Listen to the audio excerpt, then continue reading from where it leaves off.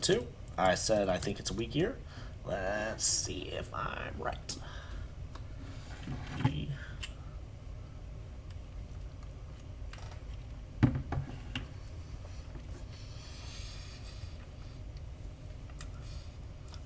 don't remember Beauty and the Beast getting a re-release.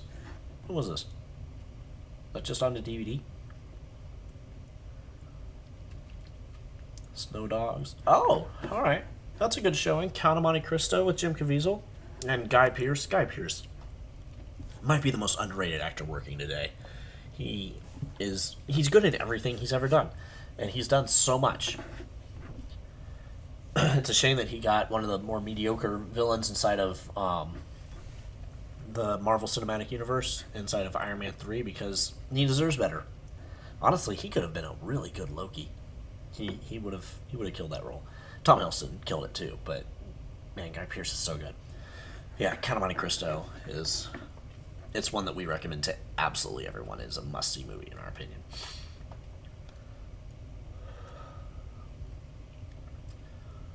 Walk to Remember, that one took the female world by storm.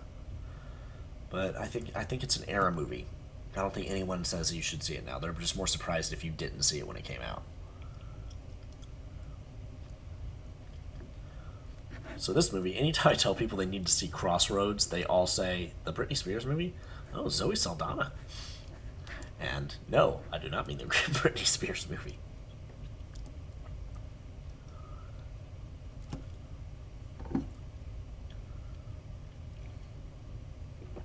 Ooh, Return to Neverland. That was a sign of things to come. We Were Soldiers. I've heard We Were Soldiers is pretty good, but nope, not a must see. Time Machine. Hey, speaking of Guy Pearce, it's a big year for him.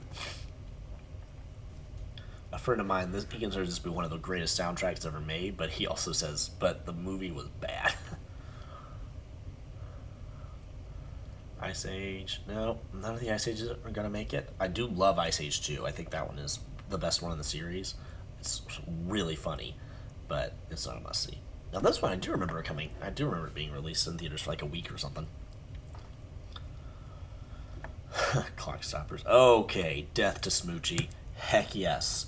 I unapologetically love Death to Smoochie so much. I think it is so funny and so weird, and it is one of the few live action movies that just lets Robin Williams loose, and it's great. Panic Room. Ooh. Ooh. Okay, no, it's not a must see, but it's really good. I really like that one a lot. The Rookie. Again, it's not a must see, but it's really good. Oh, is Panic Room a must see? No, no, it's not. Even when I had seen it recently, I wasn't like, oh, you've got to see it. I was like, it's pretty good. Big Trouble. Oh, that was pretty funny. That was the movie that showed people that Shia LaBeouf was actually a very talented actor.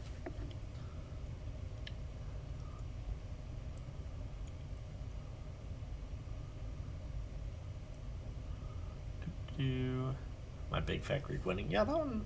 Man, that's one that took the world by storm when it came out.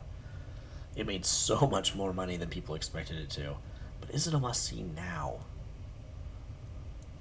Yeah, I think it's a must see because it's quoted a lot, and you should probably know what it's from. Spider Man. Yeah, yeah, you should see the first Spider Man movie. Definitely.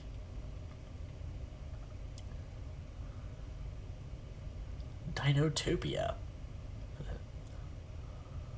Episode 2. No, sorry. It's the original trilogy is the must see, and that's it. Insomnia. This is that Christopher Nolan movie I was talking about. It's not very good. It's fine. Spirit of the Sign of the Cimarron. I know some people that like it. I hated this movie. Maybe I would like it more and consider it a must see if I watched it again, but I doubt it.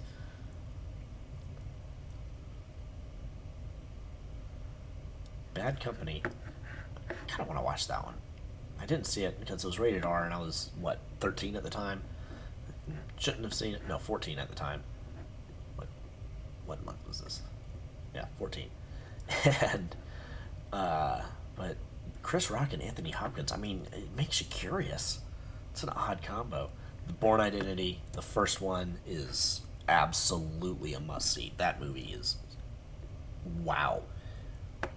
It changed the entire spy genre of film, and now all spy movies must be like that. For better or for worse. Lilo and Stitch is a must see Disney movie. It is so touching. It really grips your heart. There's one part in particular that, man, it hurts. All right, Mr. Deeds. I actually consider this one to be a must see Adam Sandler movie. It's great. It's more modern, and it's very different from the original Mr. Deeds Goes to Town in such a way that it justifies its existence. Adam Sandler does a wonderful job in it. Winona Ryder's great. I love Jared Harris in everything he does. John Turturro, oh gosh, is so funny. So funny. And it's a very quotable movie, and yeah, people should watch it. Oh man, remember when they're trying to make Little Bow Wow a thing? Pepperidge Farm remembers. Spin in Black 2? No, Spin in Black 1. It's the only, let's see, Reign of Fire. Should see Reign of Fire. But not for the reasons that would get it onto this list.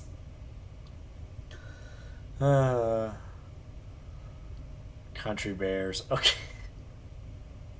Again, it's not a good movie, but holy cow, you should watch it. It's really, really funny. To quote the Nostalgia Critic, okay, this isn't good, but if you don't laugh at least once at this movie, there's something wrong with you. Oh gosh, I watched it late with my siblings and my cousin, and we were rolling. We laughed so hard watching that movie that we watched it again the next night.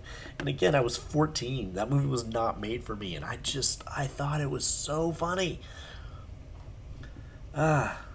Signs. Okay, yeah, that one is... no, that's fallen off.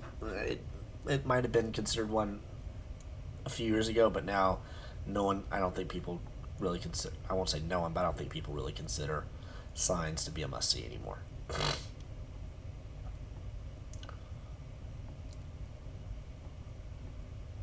How do you turn a whole movie into The Princess and the Pea?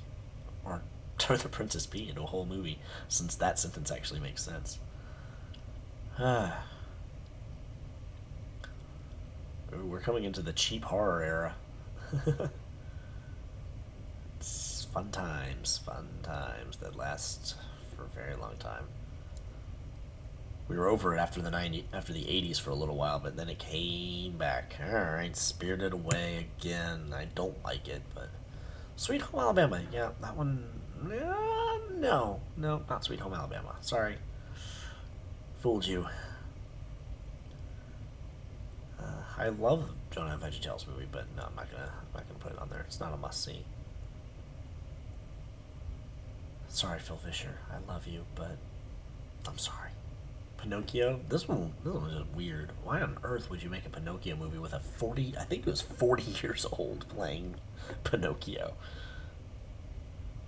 Transporter. Really good stunts. That's all I've got to say about that. Do love Jason Statham, though. Man, slight man crush on that man. Santa Claus 2, nope. Carrie, is that a remake of Carrie? Huh. I don't remember that. NBC, huh? Harry Potter 2, nope. Sorry, not gonna make it. Die Another Day, no. Emperor's Club, I don't remember that. 8 Crazy Nights, Personal Velocity, 3 Portraits, Solaris, They, Treasure Planet, sorry, you're not gonna make it. Adaptation, I've heard really good things about Adaptation, but it's like mixed. It's one of those that it's not for everybody, and so it's not really considered a must-see. Equilibrium, however, no, I can't call it that. it's Equilibrium is like the Fahrenheit 451 of Matrix movies. It's a little bit more not cerebral, but a little bit more what's the word I'm looking for? More not emotional, more psychological, I guess. No, it's more philosophical, which sounds weird talking about the Matrix movies because they're all about like, they throw philosophy at you like crazy. But this one actually like it discusses the human condition in a way that's different and more like Fahrenheit 451 or Brave New World. It's actually kind of a combination between the two, but it's a good movie, but it does have some issues.